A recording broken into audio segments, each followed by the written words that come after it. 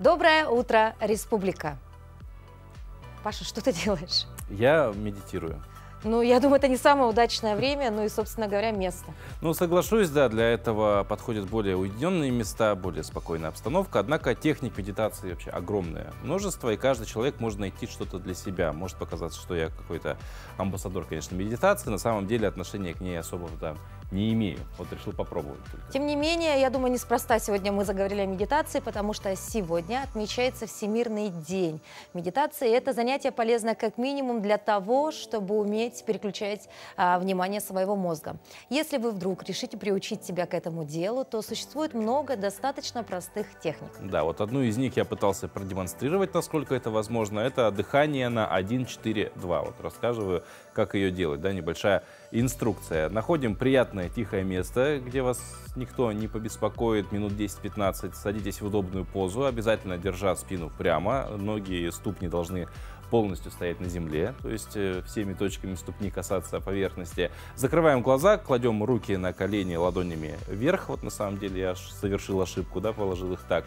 И несколько минут просто наблюдаем за дыханием. Осознаем, вот чувствуем его, как воздух проходит через ноздри, горло. Чувствуем, как во время дыхания поднимается, опускается наша грудная клетка. Обращаем внимание на то, как напряженность мягко покидает ваше тело вместе с выдыхаемым воздухом через рот. Вот когда вы почувствовали, что ваше тело расслабилось, измените ритм вашего дыхания, сделайте глубокий вдох на счет 1, затем задержите ваше дыхание на 4 секунды и выдыхайте медленно на счет 2. Продолжайте дышать по методу 1-4-2, сосредоточив свое внимание на дыхании в течение 10 минут. Вот такая небольшая инструкция. То есть суть всех этих практик в предельном, как ты уже сказал, сосредоточении. Да? То есть нужно собрать себя, свой разум, так сказать, свое внутреннее составляющее, ну и, собственно, достичь определенной цели. Да, ну и говоря про сосредоточенность, собрать свой разум весь, почему бы утром этим не заниматься? Мне кажется, самое подходящее время. В общем, берите на заметку полезную информацию, потому что каждый раз, вот тренируя себя, уже за несколько недель можете получить какой-то определенный результат. Вот, в общем, с утра Якутии, если день вы начинаете, в любом случае у вас день пройдет хорошо, даже без всяких медитаций. Ну, я так как бы считаю. А вообще, Даша, вот ты замечала когда-нибудь, ну, даже не то, что замечала, да, вопрос к тебе. Какие дела, ну, помимо, естественно, наших эфиров, могут заставить тебя сподвигнуть в утреннее время, прям вот с позаранку, что называется, уже куда-то бежать, спешить? По мне так, кроме наших утренних эфиров, меня никто и ничто не сможет поднять с кровати в 5 и в 6 утра. Ну, мы сегодня даже с тобой утром об этом говорили. Я, когда вижу бегунов, да, когда вижу замечательных людей, которые выгуливают свою собаку в 6 утра, ну, мне кажется, на свет не появилась еще та собака, ради которой я бы в 6 утра выходила бы на улицу. Ну да, вот, к слову, ты правильно сказала. Часто, добираясь до нашей студии в ранний час, мы видим достаточно много людей, которые уже в 6 утра куда-то стремительно движутся. Это не только бегуны и люди, которые выгуливают собаку. Ну и вот наша коллега Вероника Тамтосова пообщалась с некоторыми из них и узнала, куда же все-таки они с утра спешат. Пожалуйста, а куда вы спешите с утра пораньше? На работу. И каждое утро так встаете рано? Да. А что вам помогает просыпаться с утра? Ну, чтобы вот такой бодрой, красивой, нарядной уже спешить на работу. Ну, хорошее настроение. То есть встали и сразу хорошо. Спасибо большое. Просто вы куда едете с утра? Мы в спортивный зал на тренировку утреннюю. И каждый день у вас начинаются тренировки? Ну, понедельник, среда, пятница, да. А почему так рано? Ну, с 8 утра я хожу. Очень удобное время для меня. Потом на работу. Что вам помогает с утра проснуться? Мне мотивация моя, мой вес скинуть, зал мой. Ты куда сейчас бежишь? В школу? В школу? А тебе ко скольки? Я учусь с 8. А, с 8? Ясно. И каждое утро так рано встаешь? А как просыпаешься? Просто по будильнику. По будильнику? Ну, либо меня в некоторое время и мама будет. Или мама. Спасибо большое. Почему вы так рано встаете? На работу. Каждое утро? Да. А как просыпаетесь? Под будильник. Только по будильнику? А может, пьете кофе, чай? Да. Что больше всего помогает проснуться? Солнце. Что вы делаете с утра? С утра мы работаем. Уже работаете? А со скольки? Мы с 8. С 8? Ага. И каждое утро так начинаете? Да, да. А как вам удается быть таким бодрым и энергичным с утра? Не знаю. Ну, встаете сами по будильнику. С чего начинаете утро? Ну, кажется, да. Я рано сплю, поэтому... А, рано ложитесь? Да. Скажите, пожалуйста, ваше утро каждый день так начинается? Да, рано? каждый день так. С зарядки? Зарядки. Чем вы себя мотивируете, чтобы так рано встать? Я сама встаю. Сами встаете? Да, я привыкла встать. И сколько времени у вас ушло, чтобы такую привычку выработать? Очень много. Скажите, пожалуйста, ваше утро каждый день так рано начинается? Каждый день в 6:30 мы тут занимаемся Каждый день вы занимаетесь зарядкой? с утра. Как вам удается так рано вставать? Очень просто. Я уже привык вставать. Ну, как привыкали? Как привыкали. Ну, вначале было немножко сложно, а потом все, уже привык. Что нужно сделать, чтобы вставать в хорошем настроении? Это зависит только от вас, на самом деле. Не от погоды, ни от чего, от вашего настроя. Что вы посоветуете нашим телезрителям? Ну, будьте здоровы, и настроение, чтобы у вас было всегда хорошее. Ну, начало утра, конечно, как только что сказал спикер, да, от погоды сильно не зависит. Тем не менее, от погоды зависит то, в чем же нам на улицу выйти. И если вы уже вот собираетесь вот тоже выходить, куда-то спешите, куда-то направляетесь, я думаю, полезная информация о том, что за окном происходит, вам не помешает. В центральных районах температура воздуха на 6 часов утра была на отметке плюс 3 градуса. В заречной группе 6-10 градусов выше 0. В южных 3 градуса тепла. В Вилюйской плюс 1, плюс 2, в Нижнеленских до 8 градусов. В западных районах 4 со знаком плюс. В Колымо-Нигирской группе улусов до плюс 9, в Янских минус 2, плюс 2. На северо-западе температура воздуха ожидается до 2 градусов выше 0. В Якутске температура воздуха на 6 часов утра была на отметке плюс 8 градусов. Атмосферное давление 745 миллиметров ртутного столба. Штиль. Сегодня днем кратковременный дождь. Ветер северо-восточный 2,7 метров в секунду. Температура воздуха ожидается до плюс 16 градусов. Ты знаешь, Паш, вот я сейчас еще немножко подумала и поняла, что иногда меня поднять и сподвигнуть на какие-то действия утренние может какая-либо новость. Ну, та же новость из гаджета. Так, например, сегодня мое утро началось с полезной информации. Да, ты мне ее переслала, потому что я тоже могу ее рассказать. Давай. Собственно, врачи предупреждают о возможности выделения вредного бензола при нагревании еды в несоответствующих контейнерах. Этот компонент может привести к мутации и повреждению ДНК, негативно сказываясь на здоровье. Рекомендация специалистов – отказаться от пластиковой упаковки и синтетических контейнеров для подогрева пищи в микроволновке. Более предпочтительным выбором является стеклянная или керамическая посуда.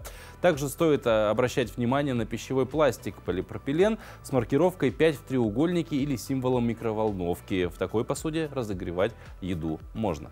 Вот именно, Паша, вот эта новость меня сегодня сподвигла на то, что когда я стала завтракать, я сразу резко начала пересматривать, что же у меня на пластиковых контейнерах, если это маркировочка. Ну и, собственно, поэтому сейчас, дорогие телезрители, допустим, если вы сейчас собираете ланчбокс для своего ребенка в школу, либо для своего супруга, хозяюшки, обращайте внимание на эти маркировки, которые есть на всей посуде. Будьте внимательны. Да, берегите свое здоровье. Ну а далее, конечно, узнаем, что же произошло в республике и за ее пределами.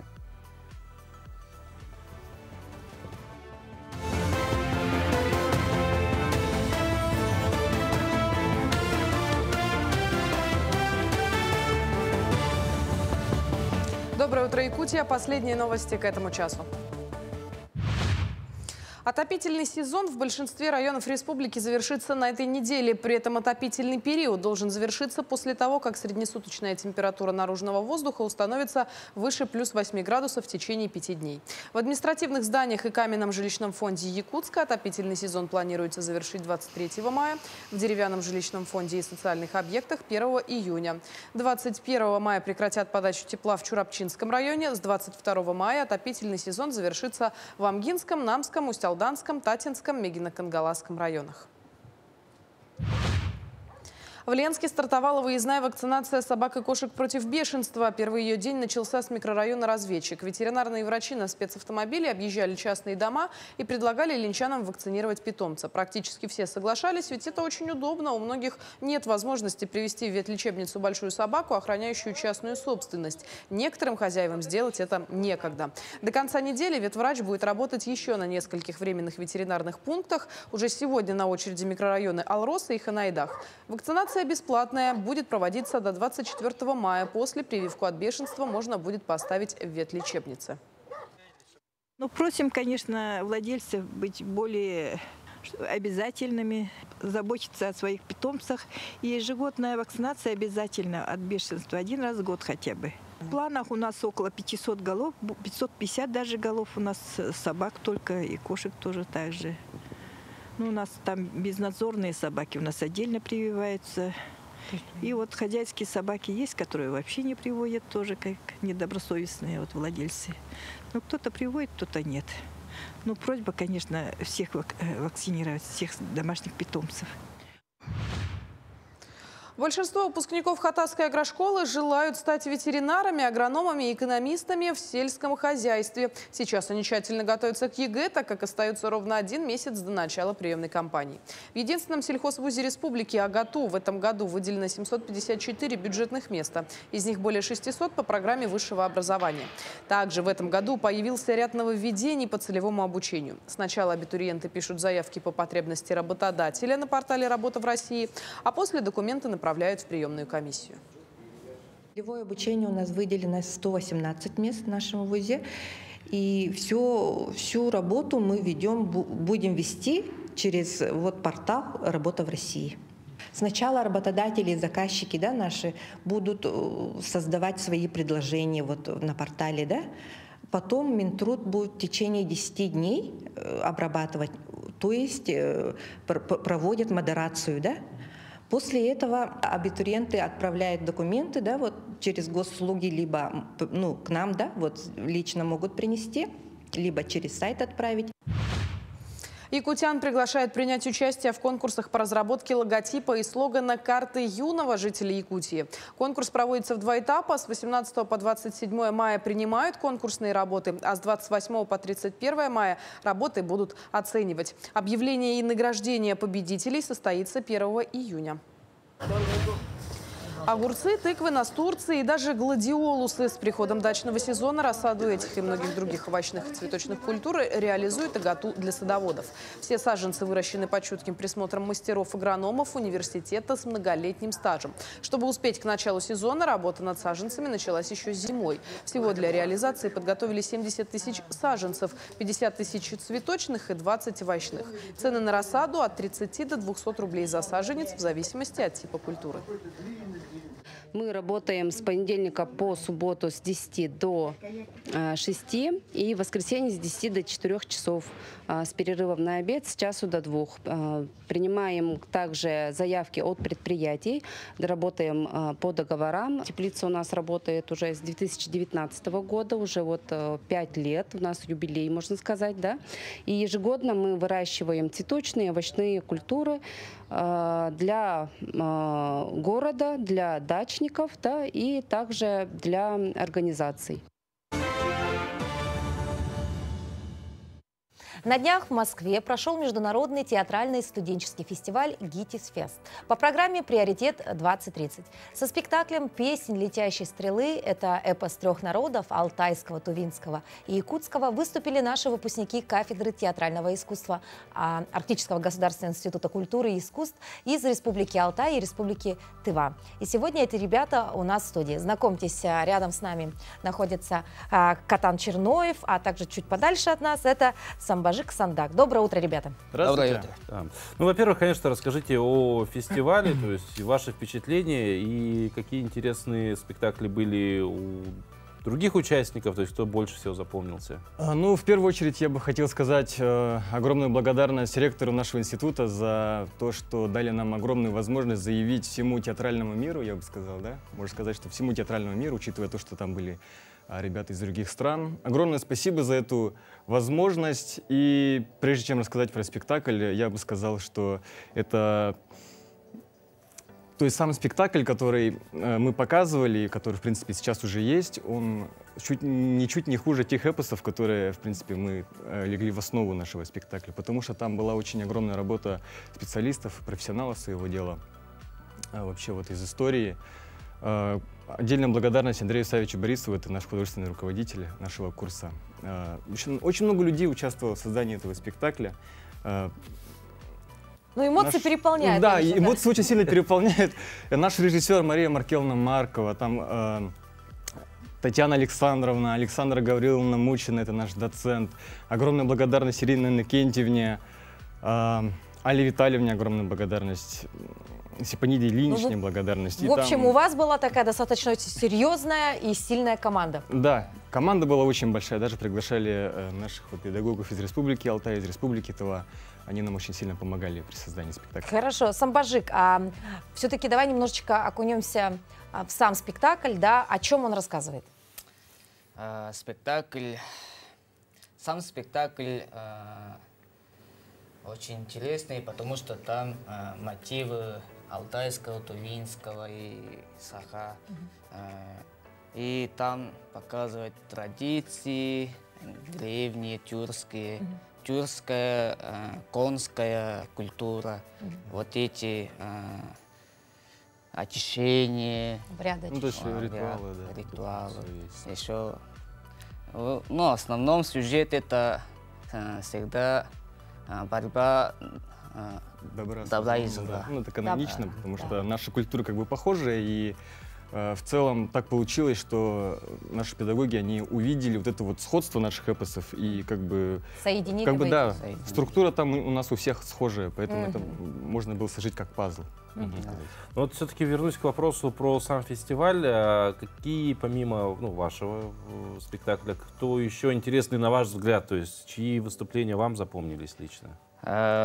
Я хочу сказать, что там участвовали из Китая, из Индии, даже из Казахстана, Сербия. Но мы там посмотрели Делини Саци, это Шанхайская театральная академия Китая. И они показывали вот хороший спектакль, и там легенда о принцессе и императрице. А вот индийский спектакль, это Индраджит, это тоже эпос, там тоже традиционная форма народа индийского. Кстати, я бы добавил, что это очень похоже чем-то на наши эпосы тоже, потому что там такие схожести, они проявляются очень сильно.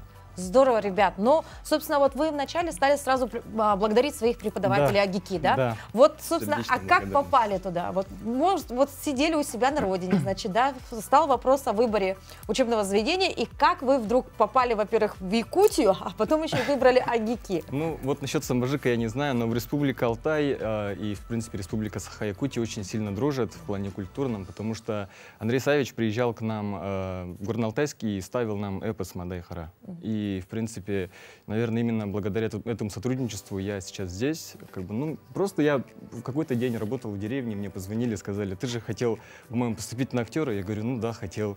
Он говорит: ну вот, у нас вот возможность появилась, хочешь поехать? Он говорит: ну давайте. Ну, конечно, тяжелое время было, это время ковида. Да. А Самбажик как попал в АГИКИ? Я тоже в деревне был, и тоже позвонили, и там набирали ребят в театре, и я поехал. А ты знал, где Якутия находится на тот момент? Я карту открыл? Я знал. Знал. Я знал, ага. Потому что я интересовался культурой Саха-Якутии раньше, и поэтому лучше за мечтой, если даже это далеко. Далеко и холодно. Да? Да, на самом деле немножко не классическая история, потому что, как правило, у нас все люди едут поступать в центральную часть нашей страны, а не сюда. И вот через это вопрос: а как вообще учеба в Якутии, да и в целом наш регион? То есть очевидно, что до этого с ним вживую знакомы вы не были. То есть, вживую, конечно, нет.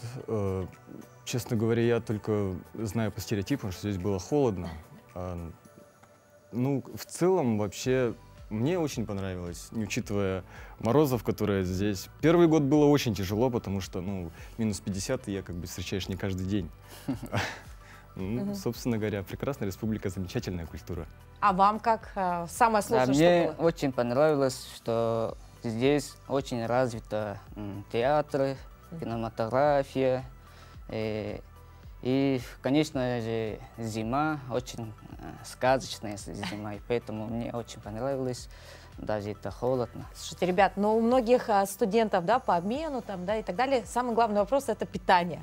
Вот возникли ли с этим проблемы? Хотя, я думаю, наверное, вы нашли здесь, да, и конину, собственно, да, и, значит, какие-то кисломолочные продукты схожие с вашими, да? Да, очень. На самом-то деле очень, потому что, ну, конечно, не сразу получилось привыкнуть к местной традиционной как бы кухне, потому что здесь иногда вот есть, вот, допустим, строганина, да, то есть то, что принято кушать в сыром виде.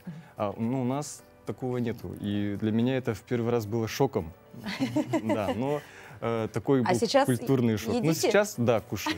Все нормально. Мы все пробовали. Да, уже привыкли. Какие планы на будущее, ребят?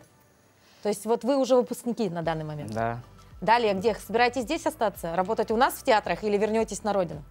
Дело в том, что мы и в театре будем работать, потому что у нас силовое обучение.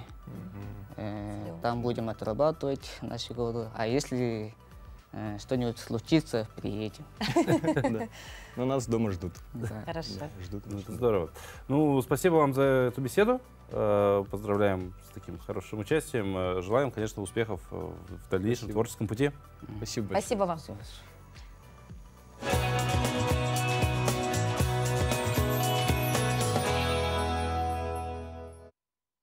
Сегодняшний эфир мы начинали с медитации, но все же это не единственный способ улучшить свое внимание, концентрацию, скорость реакции. Тем более, что медитировать нужно уметь. Есть способ более доступный, но, вероятно, не менее эффективный. Но я думаю, тут можно еще и поспорить. Все-таки утренняя зарядка – это основа основ. Посудите сами. Упражнения можно вспомнить и из школьной физкультуры. А пока их выполняете, элементы медитации также можно использовать в виде небольшого погружения в себя. Но самый главный плюс утренней зарядки – ее всегда можно сделать вместе с нашим спортивным инструктором. Всем доброе утро. Сегодня мы с вами поработаем над комплексом упражнений. В него входит как аэробная нагрузка, так и анаэробная нагрузка. Эти упражнения можно выполнять непосредственно в самом фитнес-клубе, работая собственным весом, и выполнять также в домашних условиях. Ну что, приступим? Мы встаем параллельно коврику. Ноги мы ставим на уровне тазобедренного сустава. Живот мы напрягаем, спину выпрямляем, сводим лопатки. Стоим в вертикальном положении. Первое упражнение. Начинаем. Правой рукой мы уходим вперед. Принимаем положение планки. Мы делаем движение руками, принимаем положение планки. Подключаем мышцы кора, опускаемся вниз, делаем выход, поднимаемся вверх, снова принимаем положение планки, подключаем наши ноги и выпрямляемся в вертикальное положение. В данном случае я показала достаточно в медленном, минимальном темпе. Теперь мы выполняем это же упражнение с учетом 4 подходов по 30 раз.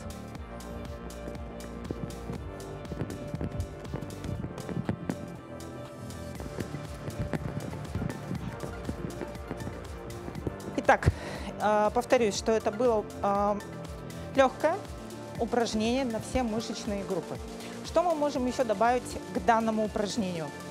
Если у вас дома имеются гантели небольшого веса, 2-2,5 килограмма, либо фитбол, может быть, это баскетбольный мяч или, допустим, волейбольный мяч, мы его тоже можем легко использовать в наших упражнениях. Опять мы используем коврик, опускаемся вниз, садимся.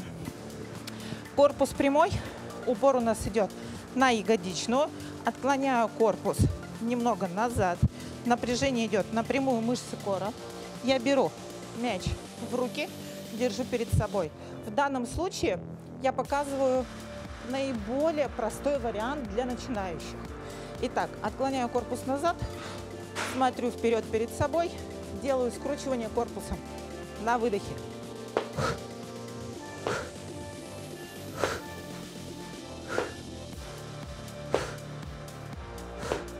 В данном упражнении мы можем с вами дышать непосредственно самой диафрагмой. Наиболее сложный вариант для тех, кто подготовлен к данному упражнению. Поднимаю правую ногу, левую ногу. Выполняю скручивание движением стопы вперед. И последнее наше упражнение, мы будем использовать гантели.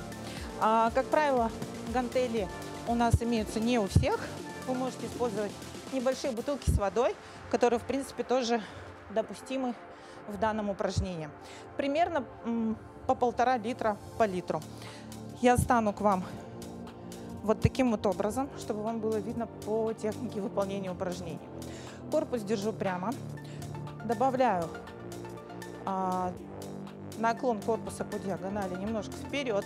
Сгибаю локтевой сустав вот в таком вот положении. В данном упражнении у нас идет напряжение на бицепс. Здесь мы подключаем наши руки. Вдох. На выдохе я сгибаю руки. Вдох. Выдох. Вдох. Выдох. К данному комплексу я еще могу подключить свой не только предплечье, плечевой сустав, но и также еще добавить движение в локтевом суставе. Что я могу сделать, чтобы задействовать свои дельты, бицепс и трицепс? Вертикальный подъем вверх. Раз. Вдох. Выдох. Вдох. Выдох. И еще раз. Вдох. Выдох. Закончили. Данное упражнение мы можем с вами свести в определенный комплекс и использовать 4 круга по 30 раз. Всего хорошего, хорошего дня! Ну, а еще одним залогом бодрости для некоторых являются, естественно, утренние напитки определенные. Даша, вот ты что по утрам, какой напиток предпочитаешь? Ну, знаешь, конечно, начинается утро-то со стакана воды, но вот, прям полноценным напитком я все-таки считаю чай.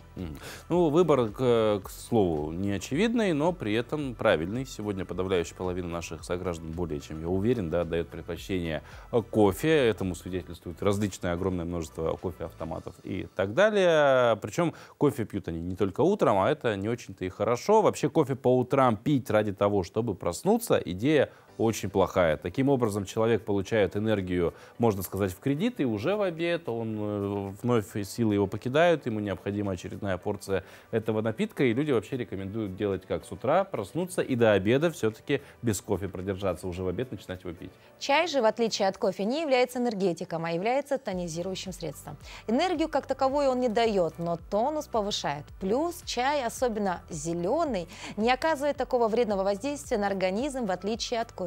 Да, вот к чему вообще мы эту демагогию про чай развели? Ну, во-первых, я тоже сторонник чая, желательно с лимоном.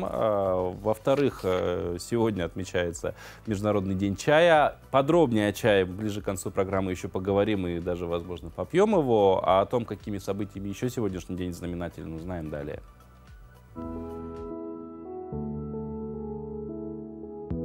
На календаре 21 мая. Сегодня Международный день чая. День военного переводчика и День полярника в России. А в Якутии отмечается День песни. По народному календарю Иван Долгий. На Руси в этот день крестьяне традиционно сеяли пшеницу. Обращали внимание на приметы, связанные с посевом. Говорили: пшеницу сей, когда черемуха зацветет, либо не сей пшеницу раньше дубового листа. Этот день в истории. Испанский мореплаватель Жуан да Нова открыл остров Святой Елены. Этот день также считается началом основания Тихоокеанского флота. В Париже основана Международная федерация футбола ФИФА. Начала свою работу первая в мире дрейфующая на льдине научная станция «Северный полюс-1». В этот день родились Данте Алигьери, итальянский поэт и мыслитель, создатель итальянского литературного языка. Гаспар Гюстав Кориолис, французский математик, инженер и ученый. Андрей Сахаров, советский физик, академик, политический деятель, правозащитник, нобелевский лауреат. Глеб Панфилов, советский российский режиссер, сценарист, народный артист РСФСР. Любовь Полищук, советская российская актриса театра и кино, народная артистка России. Сергей Шойгу, российский государственный военный деятель, генерал армии, герой России. Именины сегодня отмечают Андриан, Арсений, Иван. Сегодня в Якутии отмечают традиционный праздник День песни. В этом году все концертные программы, посвященные этому дню, пройдут в интерактивном формате. В течение дня на официальных YouTube-каналах Министерства культуры и духовного развития Якутии, а также учреждениях культуры республики будут размещены концертные программы, посвященные этому замечательному празднику.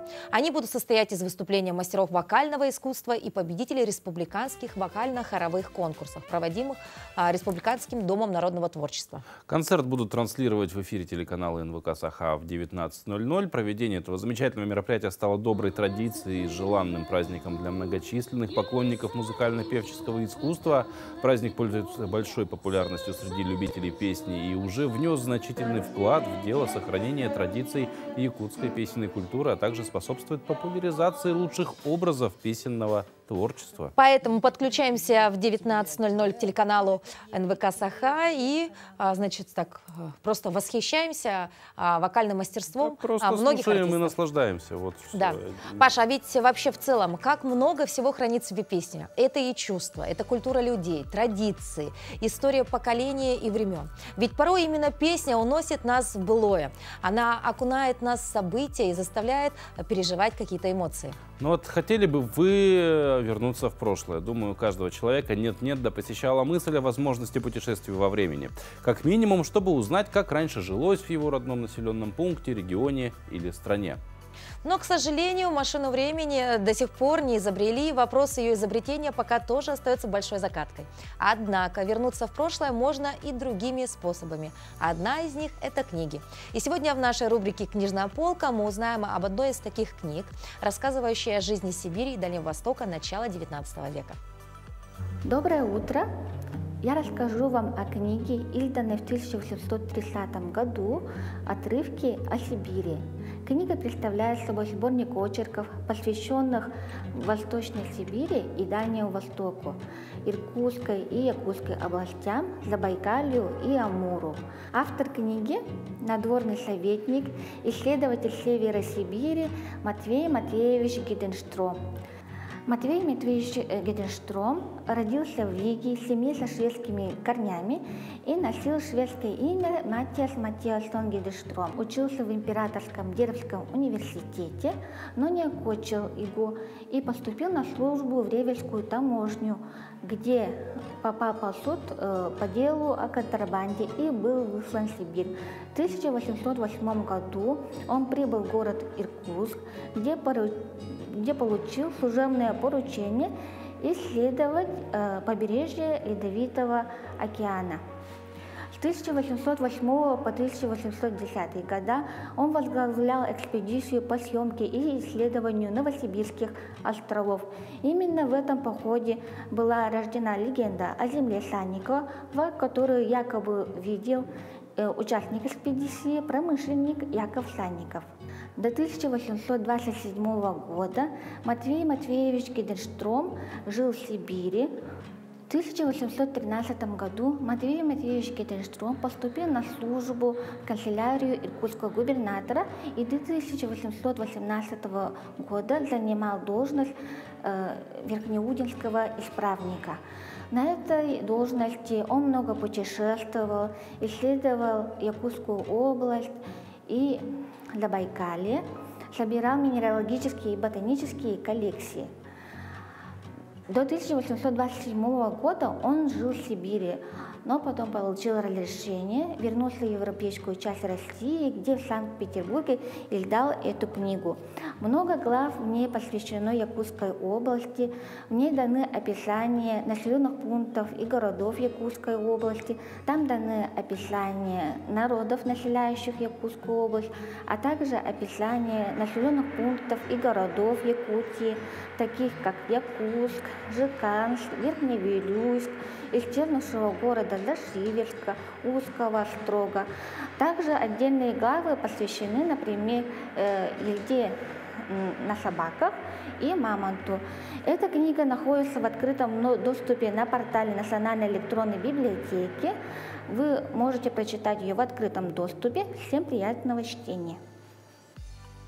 Ну а каждый вторник в нашей программе мы делаем нашу речь чище. С этим нам помогает наша рубрика «Говорим правильно», которая рассказывает нам о тонкостях русского языка, между прочим, признанного одним из самых сложных в мире. Доброе утро, дорогие телезрители! Сегодня мы поговорим о предлогах. Предлоги в русском языке употребляются существительными и помогают им образовать грамматическую форму, служат им верой и правдой.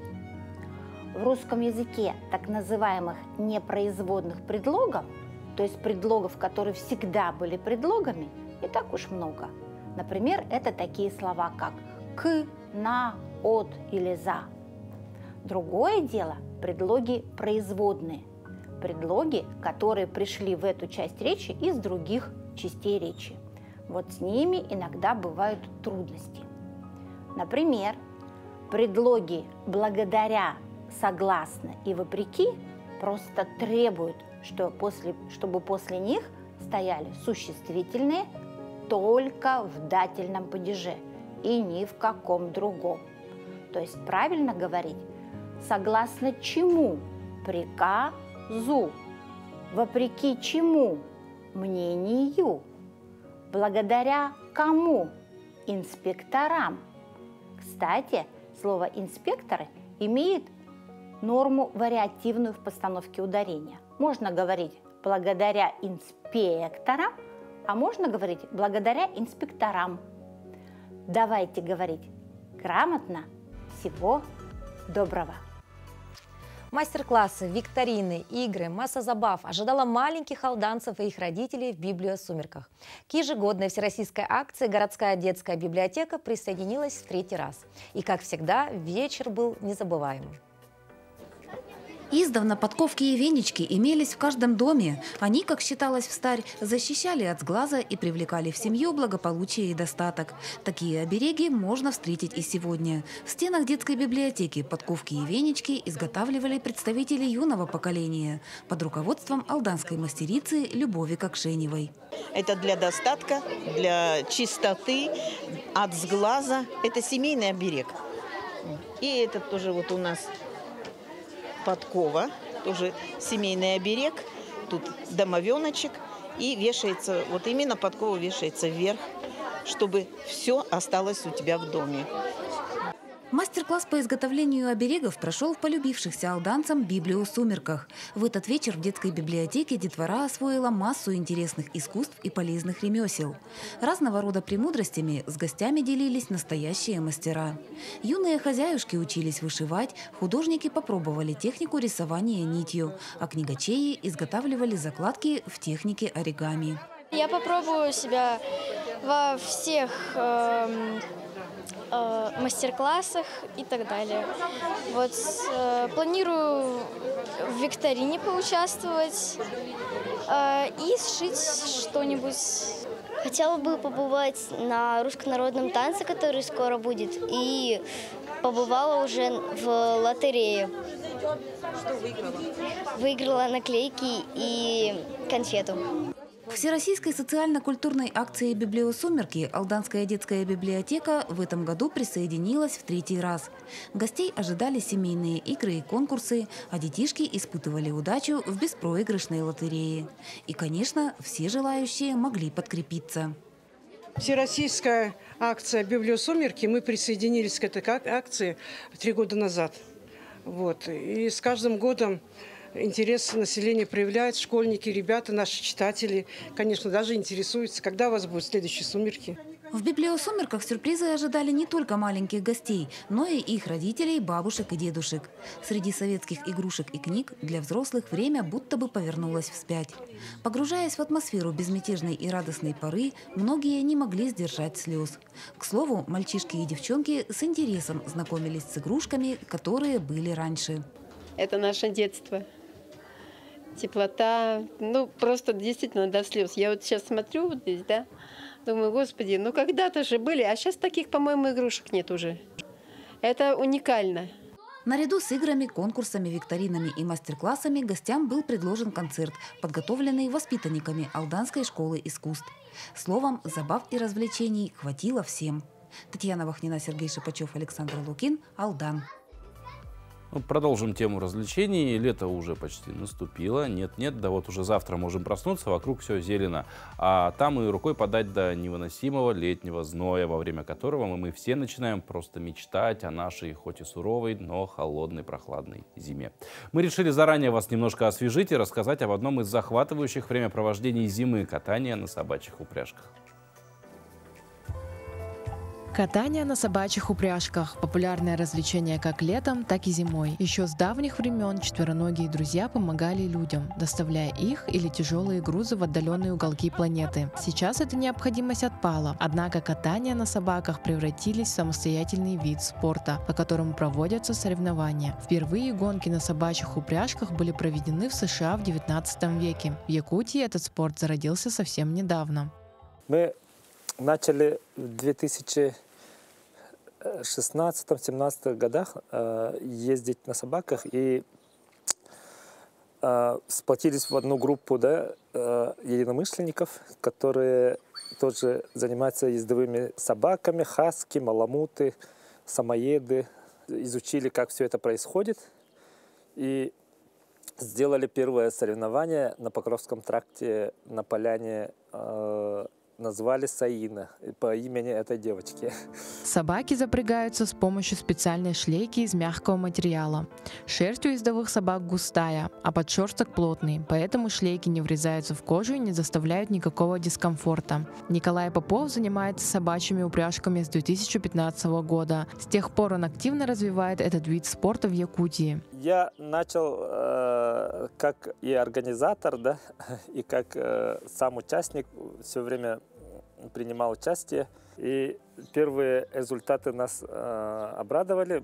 Это было очень весело. И после этого мы меняли локации и проводили летние и зимние соревнования по разным местам. Самые популярные породы ездовых собак – это хаски и маламуты. Хаски известны своей скоростью и выносливостью. Маленькие да удаленькие – так можно описать эту породу. В то время как маламуты отличаются своей мощью, силой и густой толстой шерстью, которая позволяет им не мерзнуть даже при самых низких температурах. Заняв 3-е место на своих первых соревнованиях, Николай понял, что маламуты, на которых он ездил, не такие быстрые, как ему хотелось бы, а собаки породы хаски мерзнут зимой. И так к нему в голову пришла гениальная мысль – создать собственную породу. Щенки у меня получились такие, как я хотел, но я чисто для себя сделал этот помет и поставил их, когда им соответствующий возраст пришел, поставил их в упряжку, и они помчали меня вообще с ветерком, получается. И после этого на соревнованиях уже у меня равных не было, я постоянно занимал первые места со своими этими собаками. Благодаря собакам Николай открыл новый мир. Ведь далеко не каждый вид спорта имеет столько азарта, романтики и драйва. С тех пор он ежедневно занимается тренировками и не собирается останавливаться. Есть одна мечта у меня. На Камчатке есть самые большие соревнования. Это 1500 километров с юга до севера Камчатки. Хочу принять там участие. Туда поехать хочу, участие принять со своими собаками. Катание на собаках – развлечение, которое доставляет обоюдное удовольствие как людям, так и собакам. Снежные псы всегда рады побегать, и физическая нагрузка идет собакам только на пользу. А люди с удовольствием делят эту радость вместе со своими четвероногими друзьями. Илана Захарова, Семен Семенов, Иван Сорокоумов, Якутск.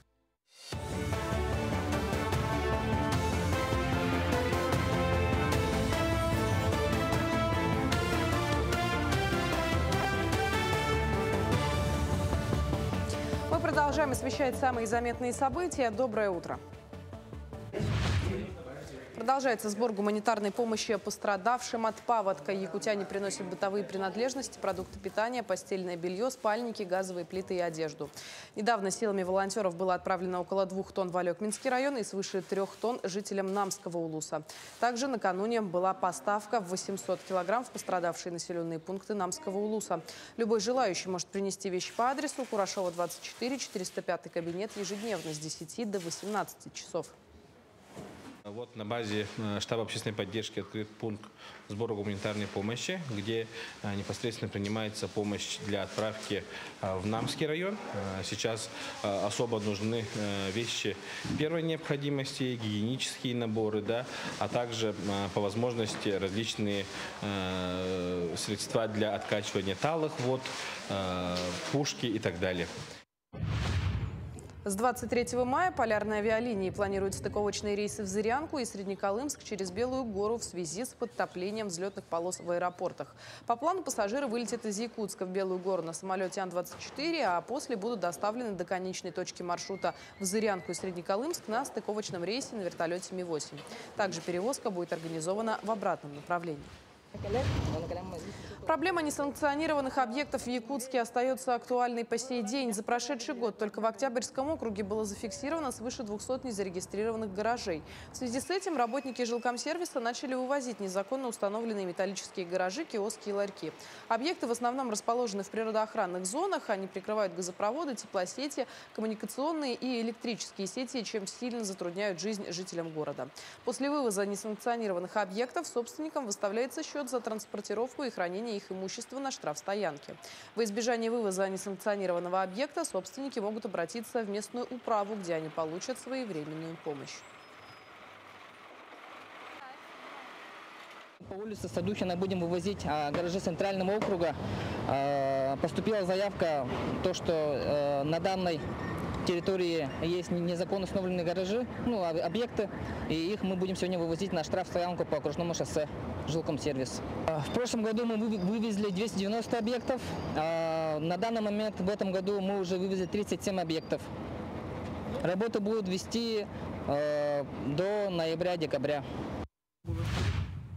С нового учебного года педагоги, учащиеся 18 образовательных организаций Якутии, начнут осваивать современные образовательные программы в рамках нацпроекта «Беспилотной авиационной системы». Сегодня организации готовят кабинеты для реализации образовательных процессов и разрабатывают программы. В их числе и Мюрюнская юношеская гимназия имени Алексеева, Усть-Алданского Улуса. Здание гимназии полностью соответствует требованиям проекта. 5 педагогов проходят теоретическое обучение и готовы к практическим занятиям. Битва умов. Новый формат привычный для нас викторины – это и есть нашумевшая игра «Квиз». Популярная игра прошла в районной библиотеке Алмазного края для семей с детьми. Так, 12 команд под лозунгом «Мама, папа, я, счастливая семья» провели увлекательное совместное времяпрепровождение в кругу семьи, гарантирующее максимум положительных эмоций. Саму игру, к слову, посвятили Году семьи. Этот квиз проводится по 5 направлениям.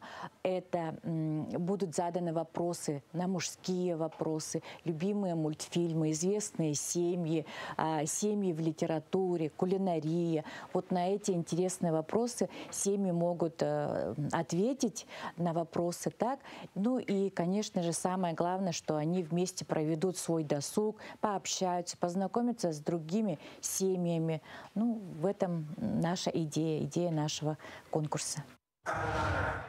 25 мая в Государственном музее спорта в Москве откроется выставка «Национальные спортивные и культурные традиции Якутии».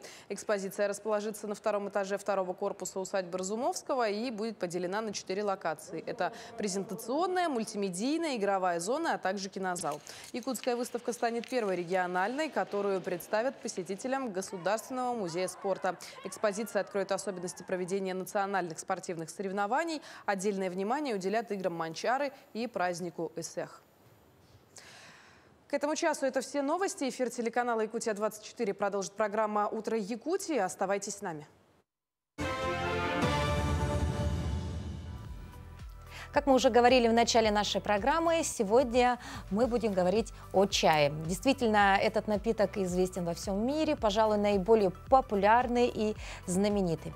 В популярности и распространенности уступает он только в воде, но в отличие от нее употребляется не только для утоления жажды, но и как тонизирующее и согревающее средство. А разные сорта чая позволяют любителям напитка формировать предпочтения по собственному вкусу.